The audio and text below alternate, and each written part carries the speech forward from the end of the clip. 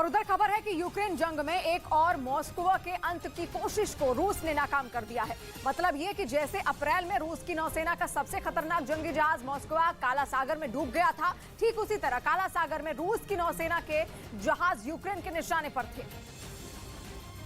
लेकिन आखिरी पलों में यूक्रेन के हमले को नाकाम कर दिया गया। मतलब ये कि मॉस्को के बाद रूस को सबसे बड़ा झटका लगने ही वाला था। यूक्रेन की जंग में इतना बड़ा हमला होने वाला था जितना पहले कभी नहीं हुआ था। काला सागर में इस वक्त रूस की नौसेना के कई बड़े जहाजों का बेड़ा मौजूद है। खबर है कि यूक्रेन को इन जहाजों की सटीक लोकेशन का पता लग चुका था, इसलिए इन जहाजों को ढेर करने के लिए एक ड्रोन भेजा गया था। यह हमला इसलिए भी बेहद अहम था क्योंकि अगर काला सागर में रूस की नौसेना कमजोर पड़ती तो रूस के हाथ से क्राइमिया भी छटक जाता। जबकि क्राइमिया को रूस की दुखती रग माना जाता है। 2014 से पहले तक क्राइमिया पर यूक्रेन का कब्जा हुआ करता था, लेकिन 2014 में रूस ने क्राइमिया पर ताकत के दम पर कब्जा कर लिया था। क्राइमिया के जरिए ही रूस की फौज काला सागर में यूक्रेन के पूरे तट की रक्षा करती है। इसलिए अगर काला सागर में मौजूद रूस की नौसेना के बेड़े की कमर टूट जाती तो क्राइमिया पर भी यूक्रेन की नजरें गड़ जाती। ज़ेलेंस्की तो कई बार क्राइमिया को वापस लेने का दावा कर चुके हैं। हालांकि खबर है कि क्राइमिया में ही रूस के एयर डिफेंस सिस्टम ने यूक्रेन के ड्रोन को डिटेक्ट कर लिया और उसे हवा में ही मार गिराया।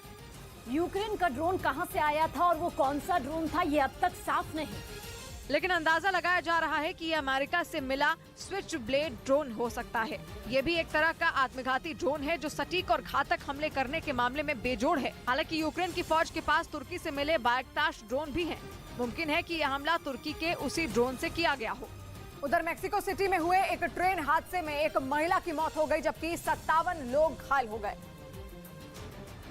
जिन्हें एम्बुलेंस के जरिए अस्पताल पहुंचाया गया। वहीं मेट्रो स्टेशन के बाहर भारी संख्या में पुलिस और सेना के जवान मुस्तैद नजर आए, जबकि मेट्रो के कर्मचारी हादसे वाली जगह का मुआयना करते दिखे। 2 ट्रेनों की टक्कर की वजह से यह हादसा हुआ। इधर उत्तर प्रदेश की अयोध्या जेल से 98 साल के बुजुर्ग कैदी को रिहा किया गया, जिसका वीडियो सोशल मीडिया पर वायरल हो गया। जहां जेल कर्मचारियों ने बुजुर्ग कैदी को विदाई दी, माला पहनाकर और कंबल उड़ाकर उन्हें सहारा देते हुए जेल से बाहर लाया गया। सिपाही जा रहे हैं, आपको घर पहुंचा के आएंगे। राम सूरत नाम के ये बुजुर्ग कैदी पिछले 5 साल से अयोध्या की जेल में बंद थे, लेकिन रिहाई के वक्त परिवार का कोई सदस्य उन्हें लेने नहीं आया, जिसके बाद जेल सुपरिटेंडेंट ने उन्हें अपनी गाड़ी से घर भिजवाया।